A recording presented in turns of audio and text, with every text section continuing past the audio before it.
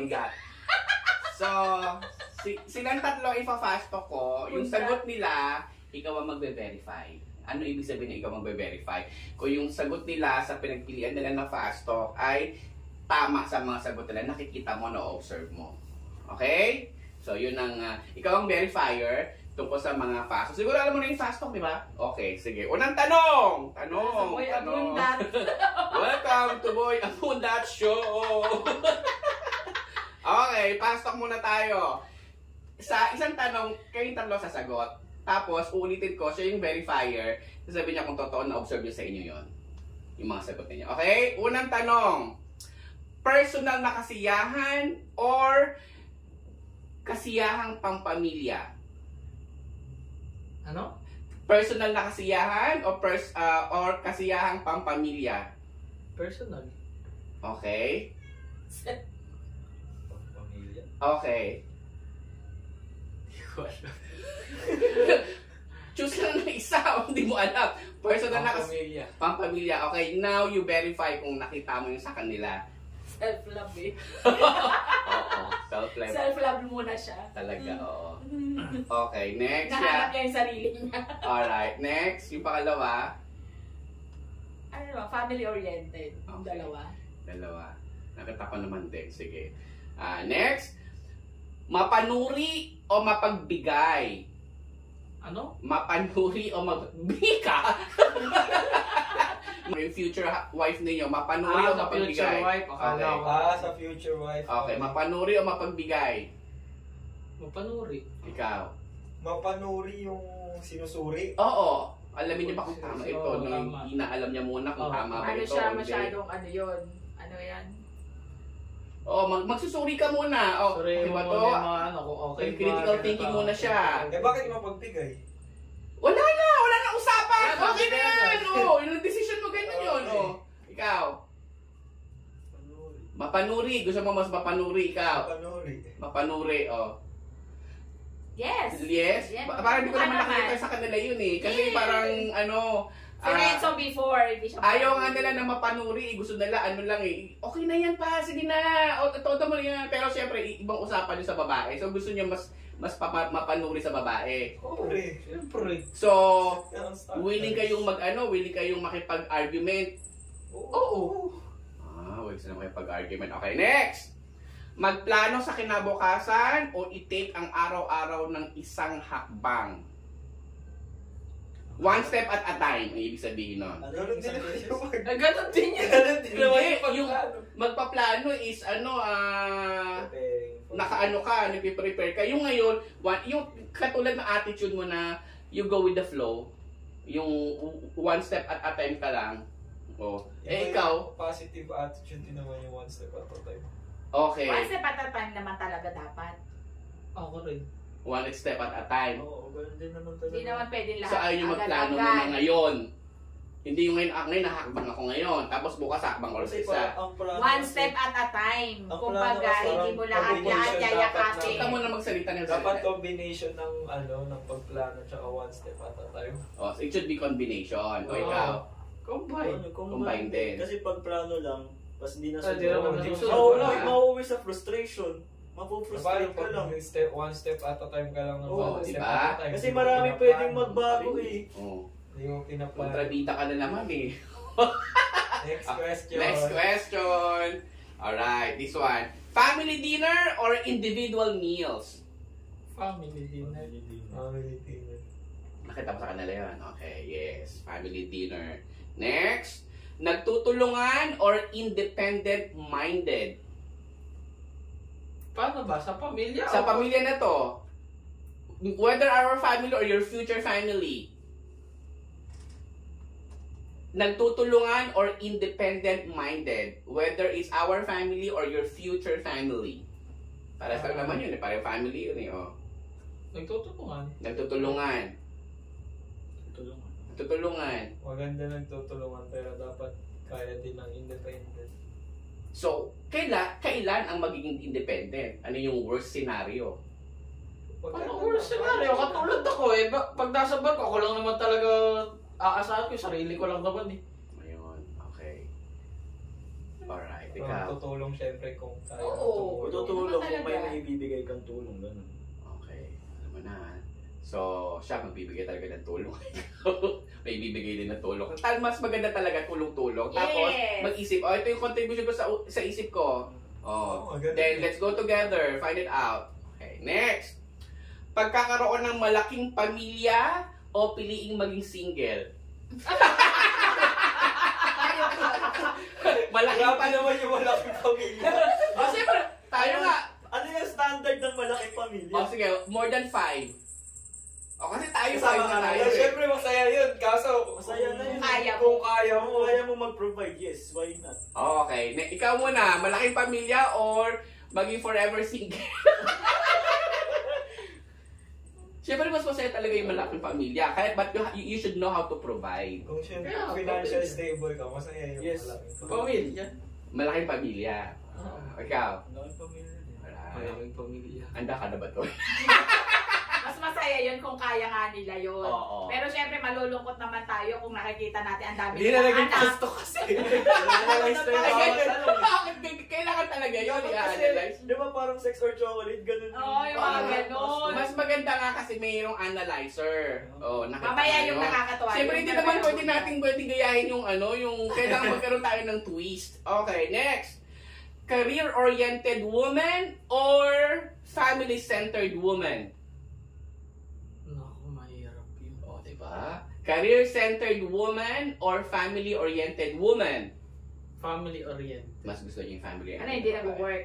Oo. Hindi, pwede naman family-oriented pero nag-work. Di Pero naman naman ganun yung family-centered. Pag family-centered, parang, alam mo, parang you will always consider your family palagi. Ganun yung family-centered, di ba? Number 1 muna yung family. Oo, number one Oh, family. second is Yung ano, work. Second is career. Pero Oo. hindi ibig sabihin na hindi siya pwede magtrabaho.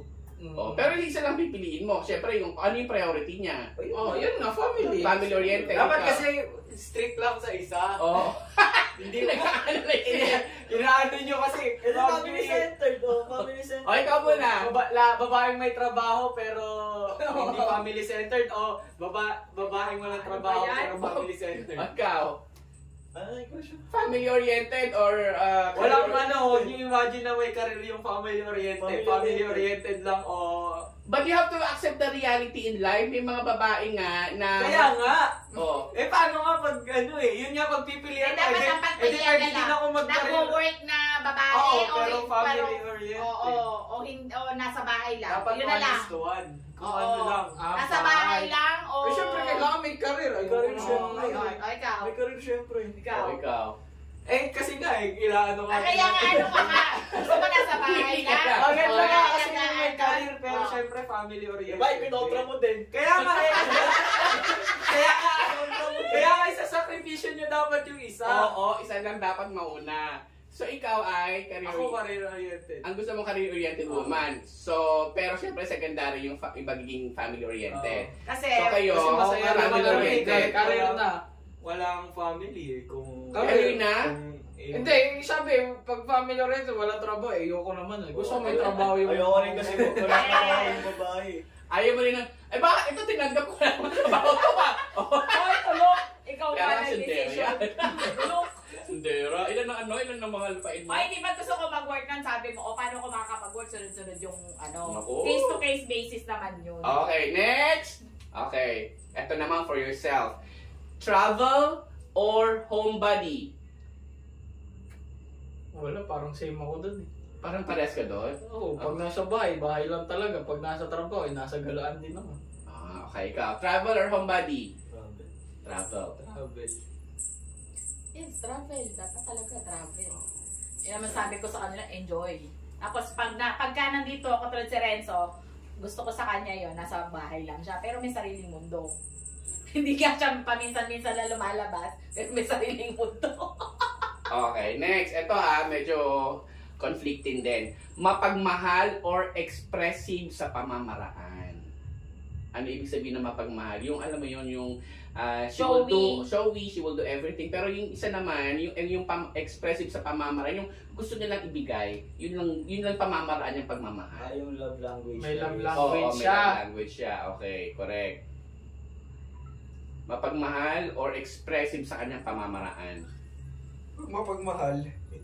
Yung Clingy, inaasahan mo. ganun, yung clingy, yung Physical, physical yung love language na physical love, ganun. Oh, peg yung Sinayawan isa, ka. expressive. Ganun. Bibigyan ka lang ng regalo. Ayun. Yan lang yung Ayun, sorry act ko of sa'yo. service, Mahal. act of service, sort of Oo. affirmation, ganun. Ikaw, Parang yung pagmamahal na. yung mas gusto mong mapagmahal. Mapagmahal. Ikaw. O yung kanyang Gusto ko pamamaraan. Ay gusto mo yung expressive. act of service, ganun. O ikaw. Hindi ko mag-gets pa rin eh. Pero sige, huwag magmahal. Kasi, ano ito yata din yung love language kasi, Oo. di ba? Love Yung language. physical love, word of affirmation, gifting, receiving. Pag binibigyan ka rin naman ng regalo kasi mapagmahal ka rin eh. Ayun nga, I mean, love language niya yun. Like, yun yung Yung pamamaraan iba niyang niya, magbigay ng pamamaraan. pagmamahal. Pero yung pagmamahal na sinasabi dito ay yung inaasahan mo. Yun naman yung standard mo. Basta mapagmahal. Okay, next. Tutulong sa mga gawaing bahay. Itong issue to talaga palagi sa atin. Tutulong sa mga gawaing bahay or mag-aambag na lang ng pang-pinansyal. Ito. Ano? Tutulong saan? Sa gawaing bahay? Sa bahay. Hindi ka nga gumagalaw eh. Hoy, gumagalaw ka. Inaano ka pa, inuutusan ka pa. O, sabi mo kasi kayo, Renzo, magtiklog na ganito. Ikaw. Tutulong sa gawain ba? Okay, mukhang walang pera. Ang pera, financial na. Walang pera ngayon eh. Ah? Walang pera ngayon. Okay, sige. Next. May kusang... pares pala yan. Okay. Maging waldas o maingat sa pera? Maingat sa pera. Maingat sa pera. Maingat sa May pera. pera, alam na natin yan, di ba? Nakikita naman natin. Nakita mo ba? Ikaw, ano? Ako nakita ko, maingat sila sa pera. Yes, Oo. of course. Siyempre, hindi pa sila, lalo na si Renzo, kumikita na siya ng sarili niya. Ingatan niya talaga yun. Okay. Next, ito isa sa mga magandang issue. Mas gusto mong magtuturo ka o ikaw ang bibigyan ng advice?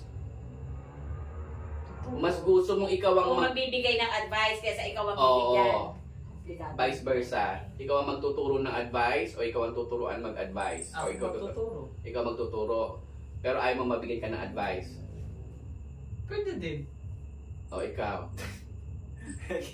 Siyempre, ako gusto ko magbibigay ng advice. Mas gusto mo yon kaysa ikaw ang tuturuan advice. Okay. Mas gusto rin magbigay ng advice. Ay. Parang hindi mo nakita sa kanila yun. Ayaw nga nilang, sa bagay, ayaw Siyempre nilang sa kaibigan. Kung sa Okay. kaibigan mo, bibigyan mo sila ng knowledge mo. Okay, next. Loud. Ito, loud and expressive. Loud and expressive or calm and reserved. Yung isa maingay, yung isa naman, disente na tahimik lang. Tahimik lang kayo yung maingay. Kasi di ba ako maingay, siya naman tahimik. Minsan, may mga vice versa kaming Maingay na rin diba? ako ngayon, Day. Oo. So, kayo, ano bang gusto nyo mga katangian na mga kasama sa buhay? Loud and expressive or calm and reserved? Gusto ko yung maingay. Gusto mo yung maingay? Gusto mo yung maingay? Nagmumurahan kami.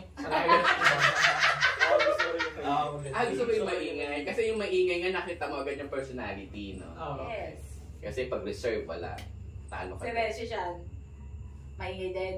Oo, maingay din. Pero yung jowa niya, hindi ko nakita. Kasi maingay. madelikado Siyempre, pag kami tahimik. lang naglolokohan. Maingay kami pareho. Ay, paano namin Kasi mahihiyain pa yung... Pero syempre, kailangan mabasa na rin namin yung nila, yung moves nila bilang Natakot Siyempre. namin sa Wansi, linaloko ko eh. Sa Wansi, tinawag ko. Ito kinukuha niya palang tinatawag para sabi ko, yari ka, magugustuhan ni Papa yan pag nalaman niya, yari ka.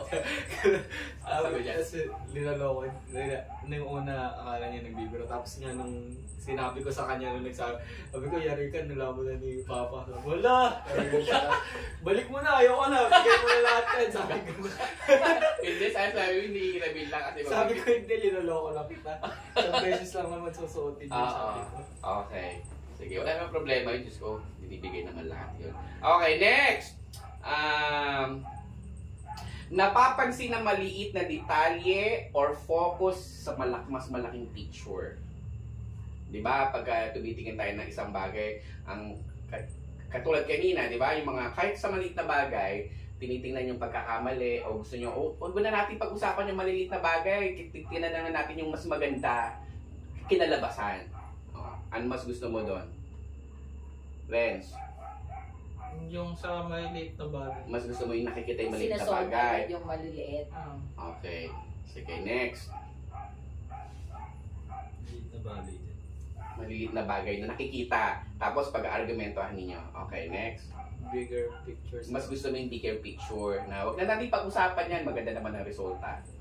Kahit pangit. Kumbaga parang ang ano ni Sean doon sa maliliit. Yung parang, okay lang yan. Yung mga small petty things na mga ganyan-ganyan. Huwag na natin masyadong seryosohin. Gano'n naman nakikita ko pa siya. Tapos yung big problem na lang yung ano. Okay, sige. Next. Matalino at analytical or emotionally intelligent ang inyong magiging future wife. Ano? Matalino at analytical or emotionally intelligent yung hindi matam. Pag sinabi na emotional intelligent yung hindi maramdani. Buwasan ng social Oo, cues. Gano'n. oo. Social ano? Basta magaling sa socially. Ganun ba? Hindi. Emotionally Emotionally intelligent siya, ibig sabihin. Nababasa niyo yung Mas emotions mo. gusto niya yung maging mabait na lamang kaysa sa gamitin niya yung ano niya isip niya. Okay, gets. Heart over brain Mind. than brain over Over heart. Oo. Mind. Okay, sige ikaw. Anong gusto mo klaseng babae? Nag-iisip o gumagamit ng puso? Siyempre, nag-iisip. Ay, mo gumagamit ng puso. Nag-iisip. Talino rin. Talino. Ay, gusto na naman tatalino ay na mapagmahal. Matalino ba jowa mo? Oo. Ikaw? Matalino rin. Si Red sumugot.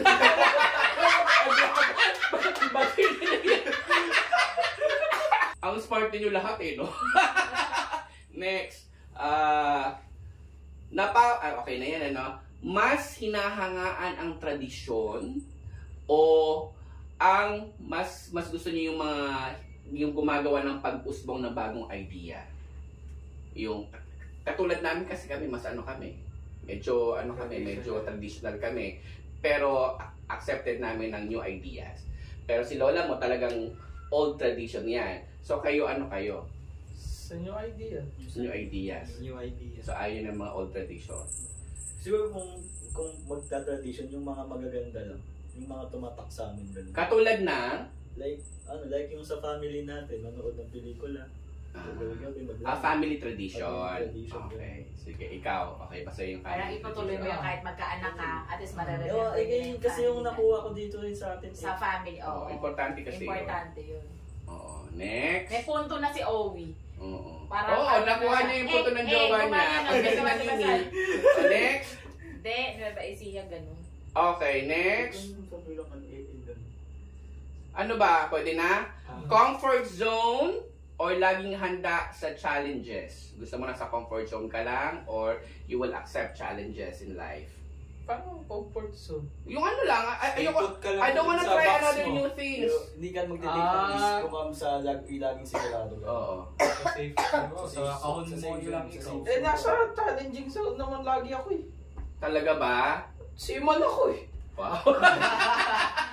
Okay, next. Wala naman akong magagawa kahit gusto ko sa comfort zone ko eh. Wala eh. Laging bago lahat ako Pero ng naman ano eh. kasi sa larangan din ng ng delikado din. Okay. So, So, taking challenges. Same din. Same link. Taking challenges. Okay. Sige. The same thing for your future woman. Conservative or open-minded? Anong conservative? Yung ayaw niya ng ayaw niya ng Hinhinan. hinhinan. Pero nasa loob ang open-minded. kulo. Pag open-minded, tanggap niya lahat na idea Oo. mo, okay sa akin, go! Oo. Pag conservative, huwag mo na. Hindi Oo, pwede. yung parang merong limit. May limitations. Lahat. Oo. Pwede conservative. Mas okay Wala po conservative. conservative. Oo. Conservative. Pa rin. Okay. And ayaw nila. Kasi when you say So, open-minded, minsan liberated din yung Okay. Hindi naman Sige, masyadong ibigay natin yung lalabas siya mag-isa ng bahay. Naka-spaghetti at pek-pek short. Okay sa'yo yun? Nakalad ka rin ko pala. Ayun na.